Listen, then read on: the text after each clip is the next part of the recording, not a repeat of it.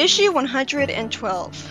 We start out with Antoine's father, Antoine, and Sonic seeing Sonic falling to Sonic's arms injured through an interdimensional portal above them. After Antoine feels bad about his father showing admiration for Sonic's heroism and saying that his father might be very proud, which I like as Antoine shows self-awareness there. Sonic is taken to Dr. Quack, still unconscious with a head injury. This is probably the most sympathetic he's ever been. Then Sonic comes back and realizes what Antoine's problem is, feeling bad for how depressed he looks. Sonic tries to talk up Antoine to his father, and Antoine shows self-awareness again by whispering to him that he knows he's no hero. The two shake hands after Sonic comes up with a plan, and after Sonic wakes up with a visible red bump and tells Sonic that one of his worst enemies is loose in the zone, Scourge shows up, as I was expecting, and lampshades how Antoine made the whole thing up. Antoine assumes that Sonic disguised himself as Scourge as part of the plan to make him look more heroic to his dad. But the problem is that we clearly saw Sonic whispering a plan to Antoine, so why would he think that the plan changed to this? I mean, Sonic didn't know that Scourge was going to show up. Either way, thinking that he's Sonic gives Antoine the courage to karate chop him in the head and knock him out.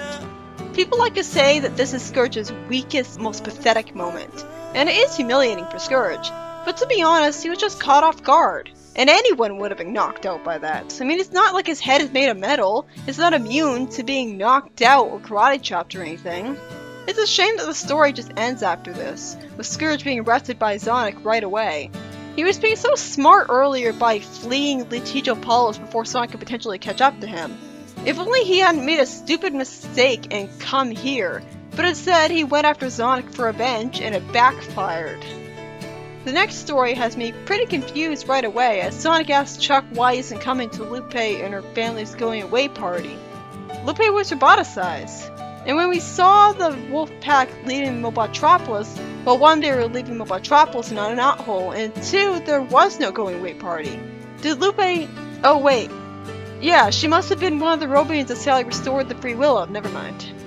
Chuck says that he's too swamped with research, causing Sonic to get the smart idea to simply bring the going away party to him. After Chuck looks at Sonic, wistfully jealous of how carefree, innocent, and lucky Sonic is, which I expect more of a Miles towards Tails.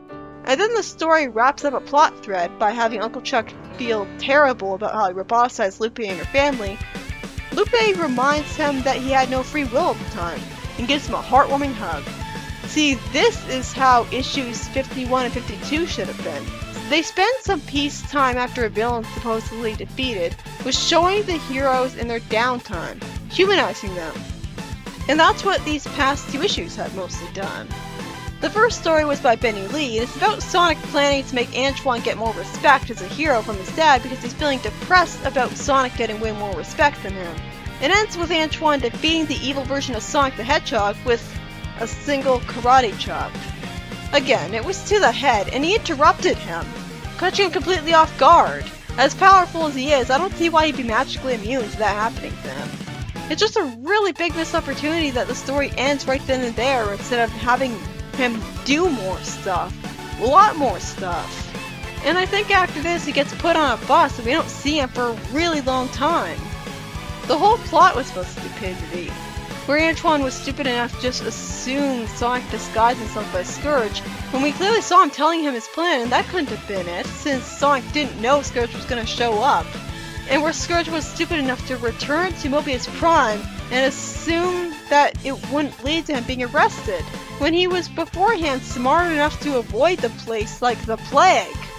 He had to have been avoiding it in Sonic on purpose, so he would have returned to fight him for revenge right away. But instead, he recognized Sonic and the Zone Cops as a bigger threat to his way of life, and it backfired on him. My other biggest disappointment is that I guess the title page gave me the false expectation that Antoine would go on an actual adventure to prove himself to his father, but he didn't. It was just so mundane.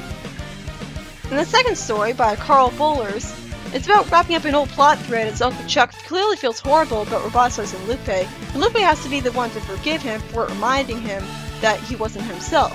Also, I'm glad they reaffirmed that Chuck didn't remember it actually happening. So they still haven't implemented the bullshit, nonsensical thing where Robians do remember being roboticized, which is totally unnecessary.